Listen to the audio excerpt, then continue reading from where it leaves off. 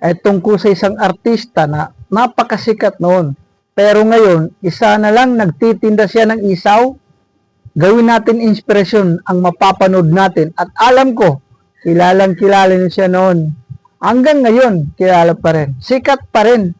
Pero nagtitinda na ng isaw para lang sa kanyang buhay, para kumita. Panurin natin, guys.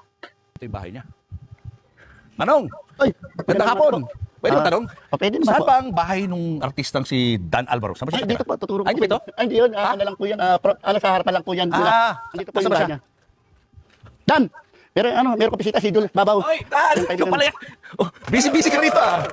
Oh, ano to? Ito ba ang ano mo? Hanap buhay mo ngayon? Ito, saka yung sari-sari store. Oo. Eh wala, kaysa wala tayong labas ngayon, kaya medyo mag-iisip muna tayo ng ibang hanap buhay para kumita. Oo, tama yan. Walang kita eh. Yan ang maganda. Yan dapat tularan. Kapag walang kita, kinakailangan dumiskarte. Nagtitinda na ng isaw. Pagka Tama. hindi ka marunong Napakasikat ito noon. hindi ka mabubuhay. Totoo. Kailangan mong Totoo. mabuhay tayo. Yan. Di ba? Pero hiwalay na ba kayo? O kayo pa Di rin? ba, hiwalay lang kaming ano. Hiwalay lang ng tirahan mo na? Oo. Nagbasa ko siya, pahinga muna kami para ano. Parang cooling off lang. Oo, Pero magkakabalik Oo, pa kayo. depende kung talaga. Ha? So cool off kayo Diba? ngayon? Depende sa ano, Oo. kung talaga. Hindi ba nahihirapan? Ako naman, sabi ko naman sa kanya, total bata ka pa rin. Kaya nga Hindi eh. ka pa mag-asawa, di ba? Oo. Ako Ah, naman. sinasabi sabi mo ko- yun sa kanya? Oo, matagal ko na sinasabi kahit nung una pa yun. Sinasabi ko sa kanya, bata ka pa. Oo. Marami ka pa matatakbuhan. Katulad ko na ako eh, may edad na ako, para tatay mo na lang ako. Oo. Sabi nga ng iba, Oo. eh, cheers niya.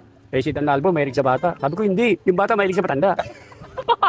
Di ba? Parang unfair naman yun na siya bubuhay mag-isa doon sa anak ninyo. Hindi, binibigyan ko naman sila. Tumutulong ka Oo, naman. oo. Oo. Kaya nga pag may kita ko, pinapadala ko sila. Okay, okay. Oo, kasi nung last, nandito yun, Sabado. Oo. Sabi ko, uwi mo muna kasi ano hindi ako makakadiskarte. Oo. Hindi ako makakagalaw dito, katulad dyan, titinda ako. Mm-mm. Hindi ako mamimili ako sa bayan. Hindi ako makakaano. Kasi sumusunod sila sa akin pag ano. Oo nga. Oo. Oo, naawa din ako sa mga anak ko dahil nga siyempre hindi ko sila kapiling, di ba? Siyempre namimiss ko rin yung dalawang anak ko kahit na makukulit yun. Oo. Sa ngayon ba, nahihirapan ka sa sa buhay mo? Medyo nahihirapan din siyempre dahil wala naman tayong trabaho kasi, di ba? Kahit naman sino, kahit naman hindi lang naman ako artista ang nahihirapan, maraming artista ang nahihirapan, di ba?